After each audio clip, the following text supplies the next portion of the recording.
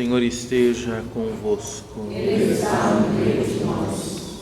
Proclamação do Evangelho de Jesus Cristo segundo São Marcos.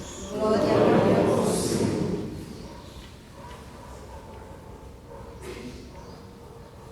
Naquele tempo, Jesus começou a falar aos sumos sacerdotes, mestres da lei e anciãos, usando parábolas. Um homem plantou uma vinha, cercou-a, fez um lagar e construiu uma torre de guarda. Depois arrendou a vinha a alguns agricultores e viajou para longe. Na época da colheita, ele mandou um empregado aos agricultores para receber a sua parte dos frutos da vinha. Mas os agricultores pegaram o empregado, bateram nele e o mandaram de volta sem nada. Então o dono da vinha mandou de novo mais um empregado. Os agricultores bateram na cabeça dele e o insultaram.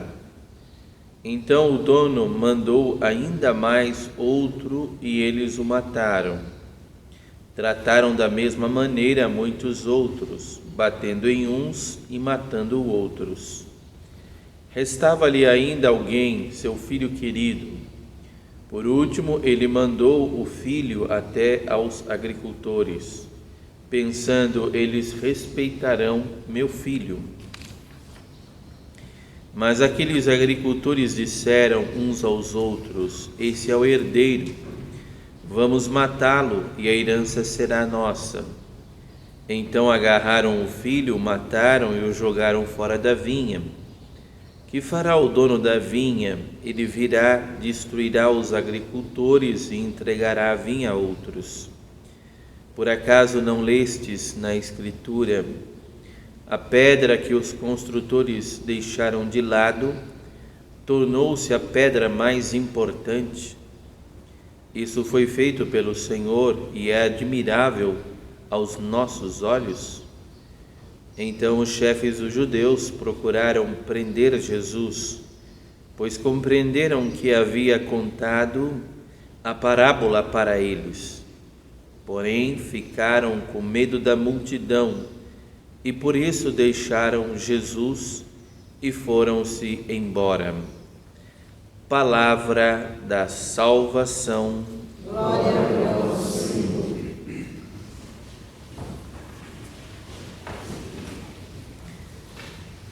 Agarraram o filho querido, o mataram e o jogaram fora da vinha. Nesse texto hoje narrado por São Marcos, e São Marcos sempre apresenta em alguns momentos Jesus em luta, Jesus em combate, Jesus como o leão da tribo de Judá que enfrenta as forças contrárias ao reino de Deus. E hoje nos aparece neste texto como que Jesus lutando contra aqueles que queriam se apoderar da vinha do Senhor, daquilo que é a obra de Deus nesse mundo. Uma tentação para quem trabalha, para quem vive desta obra, achar que a obra é sua, achar que a obra lhe pertence, achar que a obra é fruto da sua vontade ou das suas ideias ou da sua disposição, ou tentar controlar essa vinha. E na verdade Jesus vai mostrando a eles que eles são apenas servidores desta vinha. Tentar se apoderar dessa vinha ou tentar, até por um certo zelo, querer destruir outros que também trabalham nessa vinha, é não entender nada do que estão fazendo. Por isso Jesus condenava também aqueles que edificavam belos túmulos para os profetas, mas os matavam, sempre os perseguiam, sempre tentavam sufocar a voz de Deus através dos profetas. Ou seja, não entendiam que às vezes é muito fácil a gente se perder num zelo muitas vezes mais humano do que divino, porque o zelo divino ele sempre tenta preservar a sanidade, preservar a comunhão, preservar a fraternidade, não romper, não dividir. É o que fez, por exemplo, o bispo São Bonifácio, que depois foi perseguido também e foi morto. Por quê? Porque propunha uma comunhão, seja entre a igreja do Oriente com a igreja do Ocidente. Um grande evangelizador, mas que num determinado momento foi incompreendido. Por quê? Porque apresentava a igreja como essa vinha do Senhor. E ao invés de dividir as forças ou se rivalizar, ele mostrava o caminho da comunhão, mas mesmo assim foi incompreendido, perseguido e depois martirizado. Mas não deixou de propor e de anunciar e de buscar com todas as forças da sua alma evangelizar da melhor forma possível e com todas as forças da fé cristã. Alguém recente que sempre propôs isso também era o Papa Bento XVI. Há uma frase bonita quando ele começa o pontificado dele, antes do Papa Francisco. Ele diz: eu sou apenas um servidor da vinha do Senhor. Estou apenas como um simples servidor. E em muitos momentos ele foi buscar na tradição oriental, ele propôs várias vezes que todo o cristianismo canalizasse as suas forças para evangelizar com os dois pulmões, como ele chamava, o pulmão do Oriente e o pulmão do Ocidente. Porque não há coisa que mais nos enfraqueça, nós que somos cristãos, do que a nossa dificuldade de vivermos uma comunhão. Não há nada que nos enfraqueça mais. É claro que ainda para os que creem em Jesus é muito difícil uma comunhão plena de verdade.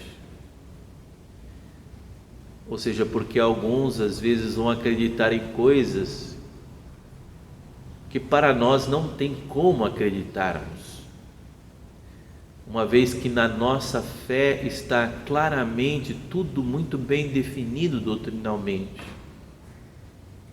Mas mesmo que não haja uma comunhão plena de verdade, é possível buscar o quanto for possível uma comunhão na caridade, no amor. Mas como assim, Frei? Como buscar essa comunhão na caridade? Como buscar essa comunhão no amor? Então, se a gente fosse se perguntar o que nós podemos às vezes fazer juntos ou buscar juntos com outras denominações ou com outras expressões da fé cristã, por exemplo, sanar a injustiça, por exemplo, sanar algumas situações realmente visíveis de miséria, de fome, ou seja, coisas que dizem relação à caridade. Alguns momentos a igreja propõe alguns momentos também encontros de oração juntos, mas ainda é impossível uma comunhão de verdade. Por isso que para nós católicos não tem como dizer, olha, não, é tudo mesma coisa, é tudo, nós somos todos iguais, a doutrina, não é, são coisas absolutamente diferentes. Mas a gente pode se perguntar o que podemos fazer juntos. O que podemos fazer no nosso bairro juntos? Talvez já estejamos fazendo coisas semelhantes, talvez cada um no seu canto, mas nivelar, dizer não, o que importa é a Bíblia somente, o que importa é Jesus somente, não há muitas outras coisas no modo de compreender a Bíblia e de viver a fé em Jesus que são bem diferentes. São Bonifácio sentiu isso, essa dificuldade na evangelização, mas ele sempre se lembrava, eu sou um servidor da vinha do Senhor. Também ele tinha essa consciência de não querer se apoderar, mas querer servir com o tesouro da fé, propor sempre esse tesouro da fé. Por isso nós somos servidores também da verdade de Deus, somos servidores, estamos a serviço.